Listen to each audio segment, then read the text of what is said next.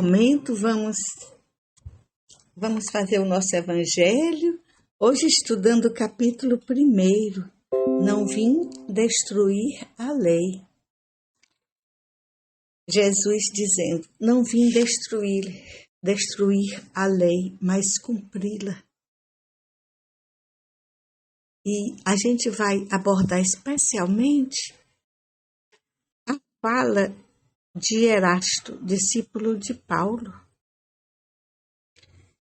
quando ele diz, Santo Agostinho, Paulo falando de Santo Agostinho, é um dos maiores divulgadores do Espiritismo.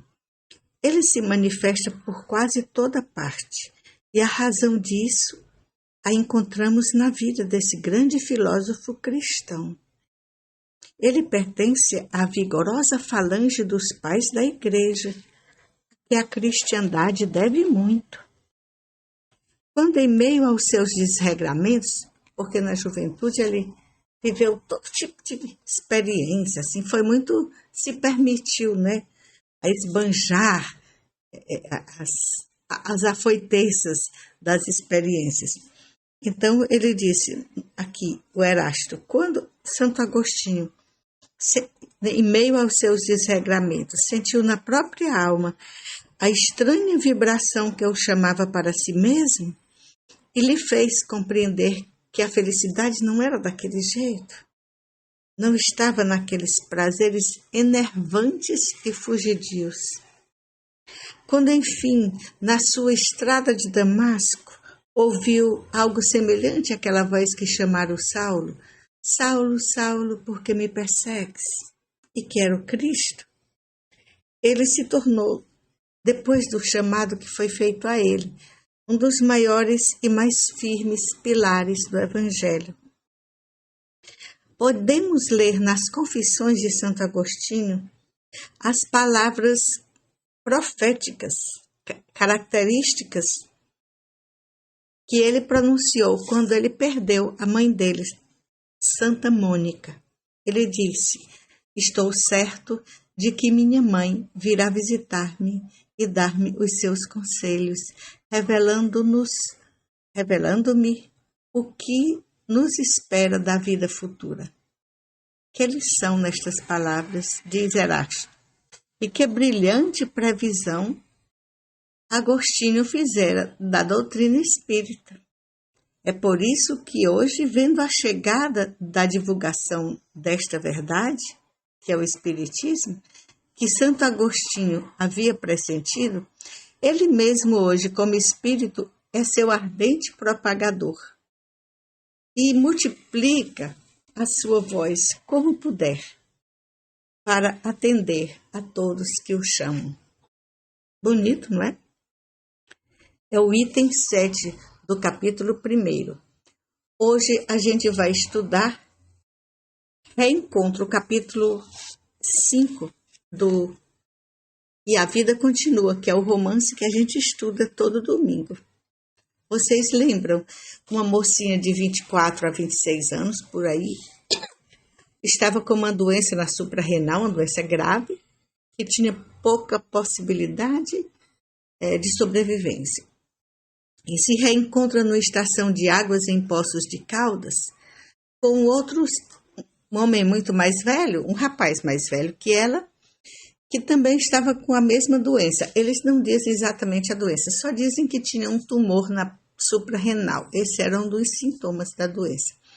E eles iam se operar, e estavam nesse lugar, todos dois assim, tentando se acalmar, respirar ares puros, não é?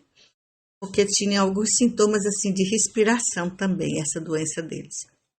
E eles conversaram, como a gente narrou nas 2 últimas vezes, sobre o que era a morte, sobre o que eles achavam dessa coisa de Deus e da espiritualidade.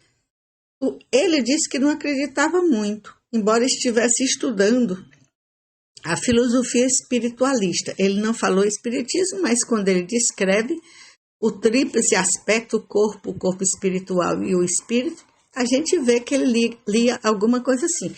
E ela tinha um confessor que contava para ele coisas cotidianas e coisas mais sérias não contava. Então, eles falavam quase assim, entende? Ai, essa coisa, né? Sem querer nem dizer o nome da palavra morte, né? Ou mesmo quando se referiam a Deus, eles se referiam respeitosos, ou ao mundo espiritual, mas querendo se preservar de sair de uma certa comodidade em que eles viveram. Sobre isso, sobre o assunto. Queriam ficar na comodidade que eles estavam. Eles diziam, sobretudo ela.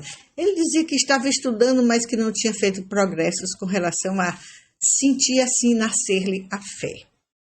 Então, eles não marcam nada, assim, vamos ligar um para o outro para contar como foi a cirurgia e tudo. Não, depois da cirurgia, ela fica melhor e tudo, vai para casa. Em casa tem a mãe e o padrasto, que ela tinha afeto por eles. O marido, Caio, no caso da Eveline, que é a mocinha, né? Que tinha se encontrado com esse amigo que estava com essa doença terminal, vamos dizer assim. Mas ela achava que tinha esperanças. E ele também. O rapaz que ela encontrou, chamado Fantini. Então, ela ainda saiu para um passeio no Morumbi com o marido, que ainda era marido, mas ela sabia que há vários anos, há uns 3, 4, ele tinha outra, desde que ela perdeu o neném dele.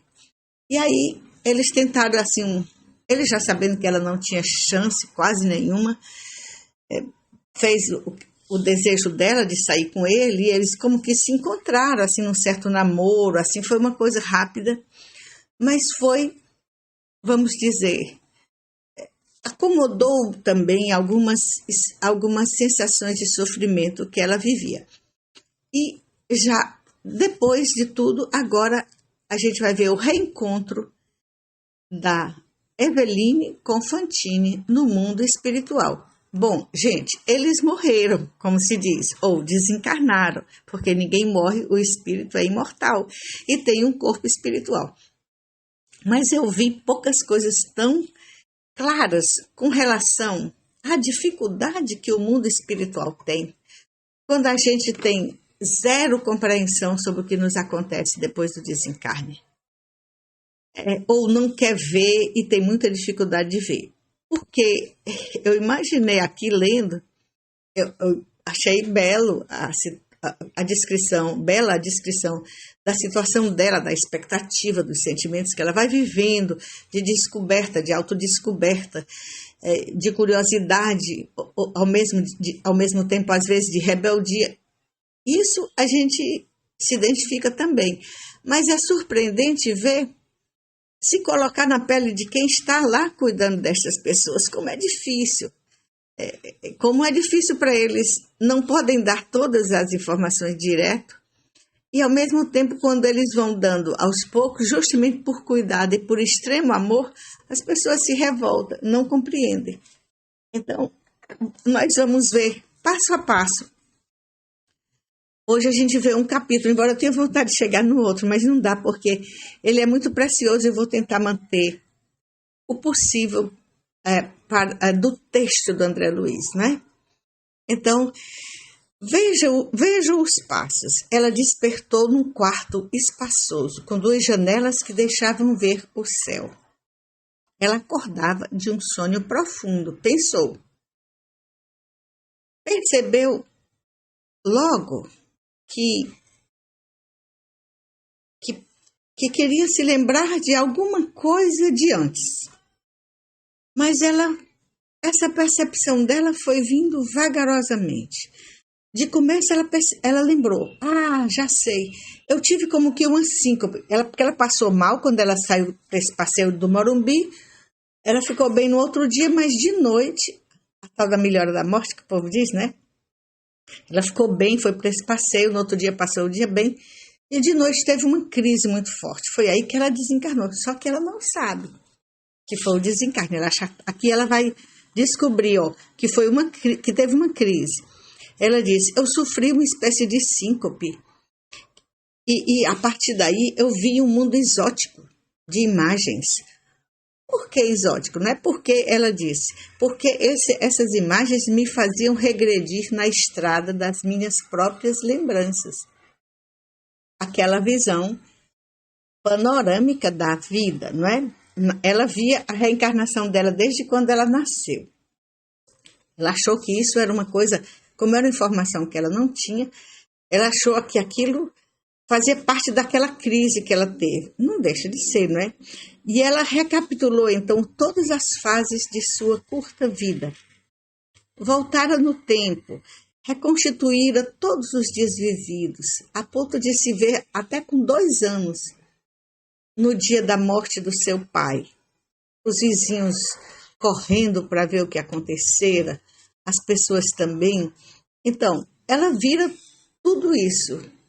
E vira também que, agora ela lembrava, que se sentira flutuar sobre o próprio corpo adormecido. Se sentiu flutuar, quer dizer, aquele desprendimento do corpo espiritual do corpo físico, o desligamento. Mas ela não sabia disso. Ela disse, senti-me flutuar sobre o corpo adormecido, corpo físico. Terceira coisa, a primeira aquela visão, né, do passado até aquele dia, depois essa sensação de flutuação e depois um sono invencível. Nada mais ela conseguia lembrar agora. Quantas horas haviam se passado? Tentou se lembrar. Olhou ao redor. Não, este não era o mesmo lugar do hospital, ela percebeu. Era outro lugar, muito melhor, belo. Viu rosas que lhe chamavam a atenção ali postas, pela beleza e pelo perfume. Viu cortinas leves, tênues, que bailavam de manso aos ritmos do vento, que penetrava por umas venezianas diferentes, talhadas em substância semelhante ao cristal, com uma espécie de essência esmeraldina que dava um brilho. Em tudo, simplicidade e beleza, leveza e conforto. Ela refletiu, nunca me senti tão bem em toda a minha vida. Estou curada, ela pensou. Nunca. As ideias vinham-lhe fácil. O corpo parecia que bailava. Ela disse, meu Deus, eu não recordo nem antes da doença ter me sentido tão bem. Mas logo vem o pensamento que é comum a todos, né? Onde estava o marido? Onde estavam os seus pais? Desejava gritar de felicidade para eles, dizendo-lhes que sarara, estava boa, que eles podiam ficar felizes agora, que ela nunca se sentira tão bem. E nesta hora, ela teve vontade de falar com alguém, apertou uma campainha que estava do lado. Aí entrou uma moça muito doce, de uma leveza, de uma beleza, de um carinho. E ela disse, enfermeira, posso pedir um favor? Um favor? Chame meu marido. Ela disse, tenho instruções para, antes de tudo, informar o médico sobre suas melhoras. Eveline achou que isso era bem certo, não é? E disse, compreendo. Aí ela disse, eu tenho sede, a Eveline de novo, para a enfermeira, tenho sede de me entender com alguém. Como é seu nome? A enfermeira disse, chame-me irmã Isa. Ah, ela disse, de certo, a senhora me conhece, eu já ouvi falar. Eu sou Evelina Serpa e deve ter aqui minha ficha. Onde está meu marido? Aí, como ela tinha pedido para falar com o médico estava entrando. Isa, o que sucedeu? Não, ela ainda está perguntando para ela. Ela disse, chame meu marido. Ela disse, espere um pouco. Eu não posso fazer isso sem falar com o médico. Ela disse, o que me sucedeu, Isa? Estou bem como nunca estive. Ela disse, eu sei, mas a senhora passou por uma longa cirurgia e precisa descansar e se refazer. Eveline, em verdade, percebeu que tinha passado mesmo por uma cirurgia. Na verdade, estiveram depois em casa, fizeram um passeio no Morumbi com o marido, e depois que voltaram tinha aparentemente melhorado, mas teve uma crise que ela pensou até que tinha morrido, que estava morrendo. Tinha morrido não, que estava morrendo. Aí ela disse, chame o médico logo, eu quero falar com meu marido. Aí a enfermeira apertou alguma campainha e chegou o doutor. Ela disse, doutor, eu agradeço muito o que vocês fizeram por mim, mas eu queria informar meu marido, minha família, que eu estou boa. Eu nunca me senti tão bem. Ele disse, a senhora está melhor, muito melhor, mas ainda sob rigorosa assistência de ordem mental. Preste atenção. Se você começar a trazer recordações antigas, muito ativas, de sua moléstia, de sua doença, da doença que você sofreu, é provável que todos os sintomas da sua doença você sinta novamente e passe mal. Você entende? Não lhe convém agora recolocar-se entre os seus. Você tem que se restabelecer mais. Opere. Ela achou que aquilo era coisa de médico, né? E não acreditou bem. Não obedeceu. Antes dele sair, ela disse assim, eu queria um livro para ler que falasse de Cristo. Aí ele deixou o Novo Testamento e outros livros. E ela agradeceu, mas fez que leu, porque quando abriu um pouquinho, já quis dizer, eu quero saber se o que ele disse é verdade. Aí começou a se lembrar da crise que ela teve na noite que sucedeu ao passeio dela e que ela disse que se sentiu como se estivesse a morrer, né? Ela descreve a doença, a crise, né? Dispneia, falta de ar, um braseiro por dentro, as extremidades do corpo todas geladas já, e várias coisas assim. Aí ela se concentra para se lembrar. E aí começa a sentir novamente, só que aí tem uma hora que ela quer parar e não consegue mais. A sensação ruim que volta. Isso é uma coisa que a gente sempre deve saber. No mundo, por isso que é importante as orações das pessoas aqui, porque se elas nos desequilibram lá, só emitindo coisas de desespero, e a pessoa quer vir de qualquer jeito para cá, ela fica completamente desequilibrada. O espírito não dá conta. Então, quando a pessoa se lembra das coisas ruins daqui, ela, sobretudo da doença, ela volta a sentir os sintomas da doença que a infelicitou, que a fez desencarnar, não é? Ela não acreditou, foi fazer a experiência, ficou fazendo um esforço para se lembrar da doença, da crise, dos detalhes, e acabou sentindo tudo de novo. Também é uma coisa que a gente viu em muitas das nossas histórias, não é? Das pesquisas também de outros espíritas e de outras, e da experiência de alguns médios, né? Então, que médios contam, né? Então, a enfermeira chegou e o médico, quando ela apertou a campainha passando mal assim, e todos os dois, tanto a enfermeira como o médico, perceberam que ela tinha desobedecido ele. E ela percebeu que eles perceberam isso. E aí ele disse assim, vou ter que dar um sedativo para você. Ele aplicou uma injeção na cabeça, uma injeção no braço, e ela realmente dormiu muito para acordar. Antes ela disse, eu queria comer algo, e eles trouxeram um caldo delicioso. Ela disse que parecia néctar, uma coisa assim sublime de gosto. Aí dormiu, e depois acordou tão bem que resolveu pedir à enfermeira para andar no quarto. Andou e viu da janela várias pessoas lá embaixo, num jardim bonito, uma fonte, a beleza do céu. Ela percebeu que era uma beleza diferente, que havia tanta beleza no que ela via, que isso só confirmava a ideia dela de que estava em outro hospital. Ela pensava, eu passei mal e fui para outro hospital. Ela não pensava, naquele passar mal, eu desencarnei, estou no hospital espiritual. Isso ela não sabia, ela não pensava. Então, o nome dessa moça é Eveline, né? Então, ela quando viu aquelas pessoas passeando, aquelas fontes, aquelas árvores, aí descreve as flores, todo tipo de flores, aquele perfume que vinha até a janela que ela estava. Ela disse assim, posso descer? Aí a moça pode, mas vá com cuidado que você está se refazendo da doença.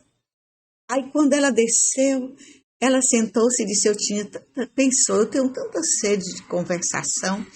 Aí olhou assim ao redor e viu, sabe quem? O Fantini, aquele que tinha a mesma doença dela, que tinham se encontrado naquelas termas que ela chama um lugar de Poços de Calda, que tinha um clima bonito, um lugar cheio de jardins e de árvores, onde ela tinha ido repousar um pouco antes da cirurgia, uns dias ou né?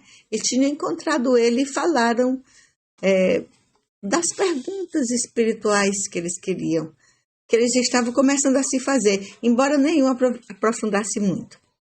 Então ele disse, puxa, que coisa boa, que coisa feliz nós nos encontrarmos. Ela também, ela chorou de emoção. E ele também, porque ela se sentiu vendo alguém que ela conhecia. E eles dizem, o que aconteceu com você? Aí ela disse, penso que estou no outro hospital. Olha aqui, rosas, miosotes, jasmins, cravinas, begônias, flores de tanta beleza, árvores que parecem amendoeiras, magnólias, deixam o ar com uma leveza e um perfume delicioso, algo assim, meu Deus, de outra beleza. Não é bonito aqui? Ele disse, também acho, mas o que lhe aconteceu? Aí ela começou a dizer que teve aquela visão panorâmica do seu passado, da sua vida, desde quando ela tinha nascido até aquele momento em que ela estava tendo uma crise muito forte. Ele disse que sentiu a mesma coisa e depois ela percebeu que dormira muito, dormira um sono pesado. Eles colocaram, dormira pesadamente. Mas nenhum dos dois sabiam dizer o tempo que eles passaram dormindo, o tempo que eles passaram, que já havia passado depois desse momento em que ela percebeu-se em crise. E ele percebeu que não voltara para o próprio hospital, voltara para esse. Aí, então, a gente já está subentendendo aqui que ele desencarnou no próprio hospital, depois da cirurgia ou durante, né? E ela não, ela chegou a ir para casa, ficar alguns dias e teve a crise lá que foi fatal, né? Ele estava inquieto, mais do que antes. E ela, com a inquietude dele, começou também a querer conversar sobre o que lhes tinha acontecido. Ela contou do desmaio que ela teve, de como a família ficava na expectativa. Ele também disse que a esposa dele e a filha estavam na expectativa, deviam estar, mas que ele não tinha mais notícia. Ela também disse que não tinha mais notícia. E acabaram por também, lá pelas tantas, olhar ao redor e dizerem assim, eu não sei se a gente está mesmo em São Paulo, porque a noite aqui é tão diferente. Ele disse, você já reparou que a própria água da piscina, que aqui a hidroterapia, quer dizer, a terapia pela água, é uma coisa que todos têm de fazer. Você já notou como a água é diferente? Aí ela achou, e ele que eram coisas de um hospital muito especializado, muito bom. Ele diz, a senhora já foi às águas? Que surpresa, que beleza. Aí ela reparou, e à noite, você já percebeu que a noite é tão bela? Não parece a noite que a gente via antes. Sabe que... Mas eu não sei por que eles não deixam a gente ir logo para casa, se a gente está tão bem. Aí ele começa a dizer a hipótese dele. Sabe qual é a minha hipótese? Eu desconfio que a gente está numa instituição psiquiátrica. Nós tivemos uma crise, acho que nossa mente enlouqueceu, ou uma coisa assim parecida, uma crise assim pesada, por causa da nossa doença, e aí eles nos trouxeram para cá. É isso que eu acho. Aí ela disse, por que você pensa assim? Ele disse, porque eles às vezes colocam os aparelhos engraçados na cabeça antes da gente fazer aquele banho com aquelas águas belíssimas e leves, sabe? E eles nos chamam a atenção para o cuidado com a nossa mente, não ficar pensando na doença. Ela até aí disse assim, mas isso seria natural em alguém que está se refazendo. Ela pensou, mas não disse nada. Na verdade, a aflição minha, ela diz, é só porque eu queria falar com os meus familiares. E eu acho que sabe o que eles me disseram? Ele interrompeu e disse assim, eu perguntei, a minha mulher e a minha esposa sabem como eu estou? A enfermeira disse, irmão Fantini, esteja tranquilo. Seus familiares estão informados de sua ausência. Ela não mentiu, né? Só não disse mais, né? Mas eles não querem conversar comigo? Nem me chamam ao telefone? Perguntou Fantini. E ela disse, sua senhora e sua filha sabem que não podem aguardar sua presença em casa agora. E ela diz assim, estamos cuidando de você. Eles, mas eu acho que eu estou num lugar de alienados mentais. Os médicos que têm me arrodeado, eles têm me tirado um certo contato com a vida exterior. Eu acho que esse isolamento é coisa de quem está com um problema mental. Eu não estou. Estou? Eles dizem que a menor aflição que lembra a doença ou as crises que a gente teve, a gente volta a sentir as crises. E é verdade. Ela também, isso é ele contando a Eveline, a conversa que teve com a enfermeira. Ela disse, é verdade, ele disse, elas disseram que a gente volta a sentir as mesmas coisas. Eveline não disse assim, eu já fiz a experiência. Ela não disse, ela guardou para si a experiência. Mas, enquanto elas estavam assim, uma pessoa deu uma crise ali, uma mocinha, dizendo, não aguento mais, quero ir para minha casa, quero ir para minha mãe. Onde está minha mãe? Abram as portas, bandoleiros, vou chamar a polícia, chamem a polícia. E dava como fosse uma crise no chão. Aí chegou a enfermeira que abraçou-a. Não ligou se ela se batia contra ela, se ela agredia. Abraçou como uma filha. E disse, filha, quem te disse que você não voltará à sua casa? Quem disse que não reverá sua mãe? Quem disse que você não vai ver mais sua mãe? Nossas portas estão abertas, você só precisa se refazer um pouco. Venha comigo. Ela disse, perdoe-me. Eu sei que eu estou doente, estou recebendo o benefício da cura, mas queria ir para minha casa, para minha mãe. Ela disse, por agora, vamos repousar. Você está se restabelecendo. Aí Fantini e ele, e o rapaz Fantini, né, o mais velho, e a Eveline assistiram tudo aquilo. E ela, quando eles ficaram assim, sem saber o que pensar, uma senhora que ouviu o estado dele, sem entender o que acontecia, disse assim, ficou olhando para ela, para Eveline, e ela disse, pobre garota, não é? Coitada. Aí a senhora disse, aí ela perguntou a Eveline, a senhora que está aí, ela estava assim no jardim perto, a senhora que está aí, a senhora pode me dar alguma informação sobre este lugar? Aí a senhora disse, eu? Ela disse, a Eveline disse, sim. Ela disse, mas eu não sei da vida de ninguém aqui. Mas ela perguntou, não, eu não quero saber da vida de ninguém, eu queria saber onde nós estamos. Aí ela disse, a senhora não sabe? Ela disse, não. O Fantini disse também, não. A senhora sabe?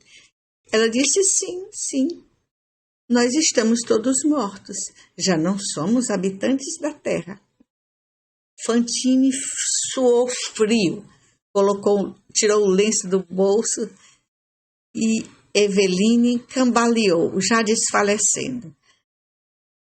Minha filha, contenha-se, disse a senhora. Temos aqui uma certa disciplina. A senhora, se ficar muito rebelde assim, vai precisar ficar mais no quarto. Eu não entendo bem por quê, mas é assim. Aí os dois deram o braço um ao outro, Eveline e o Fantine, e foram chegar perto dessa senhora, que se chamava Alzira, para mais informações. Vamos parar por aqui, que a gente leu 2 capítulos. A gente vê aí como é difícil para uma pessoa que não tem conhecimento do que encontra depois da morte.